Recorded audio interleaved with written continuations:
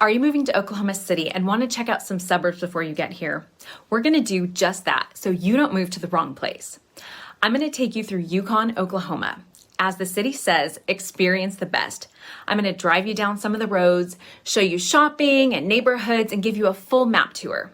By the end of it, you can see if you will really experience the best and if you want to make Yukon your next right home. Hi everyone, I'm Laura Kennedy. I'm a realtor helping people buy and sell their homes with ease in the Oklahoma City area. If you have any questions on suburbs or neighborhoods or anything related to moving and living here, please send me a text or email and I'll answer them. I've moved in and out of Oklahoma multiple times and I love helping people figure out where they'd like to be and how to navigate their next real estate transaction. All right, let's go check out Yukon. Okay, we are in the map of Yukon. As you can see, these are the Yukon city limits right here.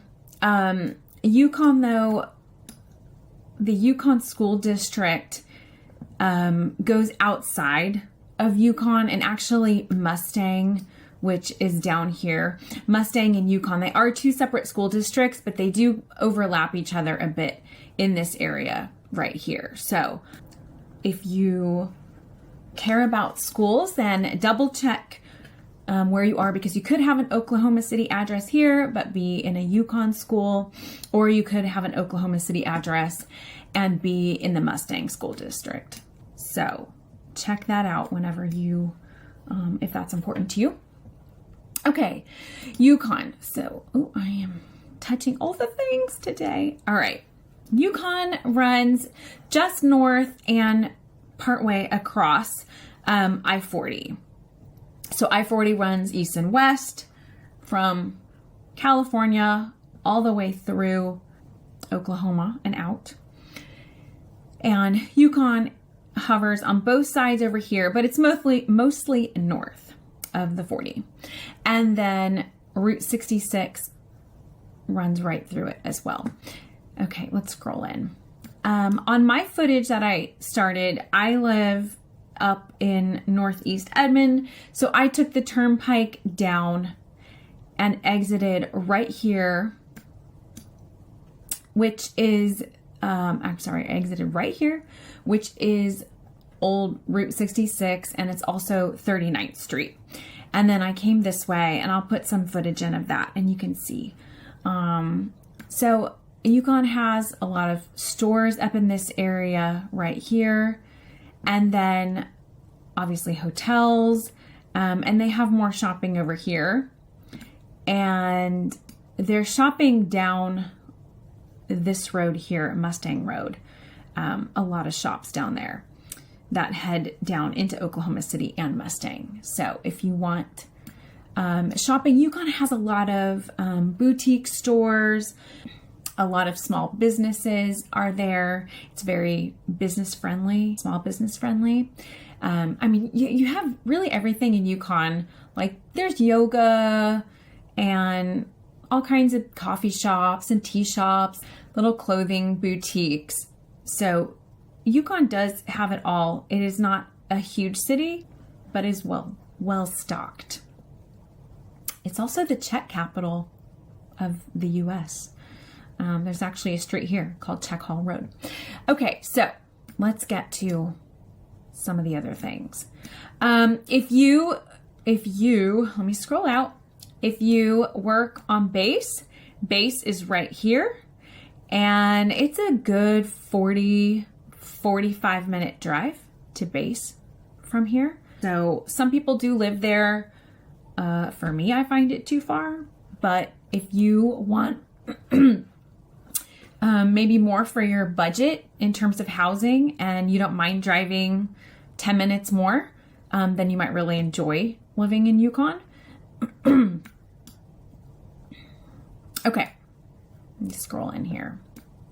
Okay, over down Cornwall, in this area here is a neighborhood called Parkland Heights. Let me bring my little paper here.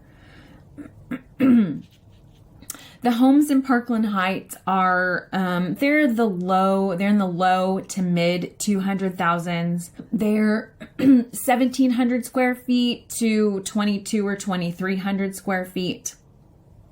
And then some of the houses toward the final phases of the neighborhood, the back portion of the neighborhood where the homes are a little bit bigger, those are going to run in the mid 300,000s. All right, I'm going to scroll in a little bit. So if we travel down Cornwall, we're going to go east down Vandement. And again, I'll be putting footage in for you. You can see the different areas. And we're going to turn down this road here. It's called Ranchwood. On Google Maps, it says Old Oklahoma 4, but I know it as Ranchwood. And Ranchwood is what's on the sign. Okay, so we're going to go down this way over to 10th Street and head north up Sarah Road. Over on the left over here, this is a neighborhood called Sabrum Estates. These homes are also in the mid 200,000s. They are around 1,800 square feet and built like 2008 to 2010. So that's this little area. Right across the street is Saratoga. It's a brand new neighborhood, very newly built. Lots of homes still have yet to be built. Those houses start in the low 200s. They are on the smaller side, what I think most people consider smaller, which is under 2,000 square feet. And I think they have just 2-car garages in there, but they are all brand new. So that's a new neighborhood. There's actually a lot of construction up on Sarah Road with new builds going in. And up here in this neighborhood right here, I'm going to move the map over so I can scroll in a bit. This is a neighborhood called Sarah Vista.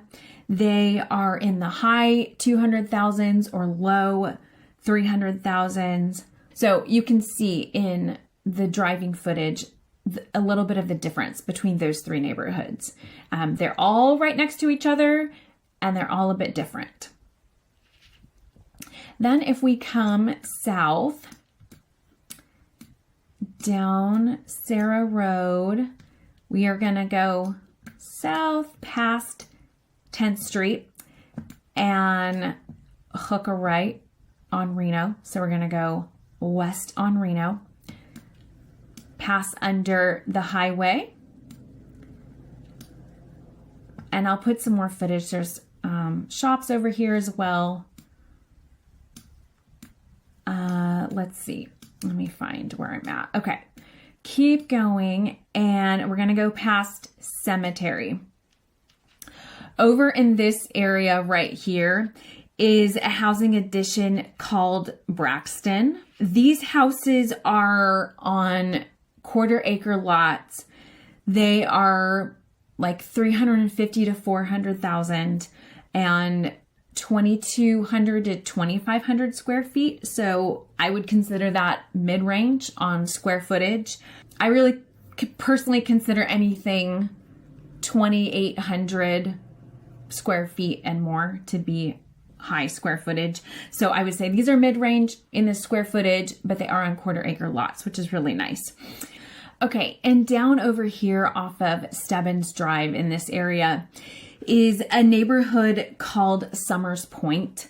The homes are a pretty wide range of prices. They're $250,000 to about $400,000. So, I mean, that's a $150,000 difference.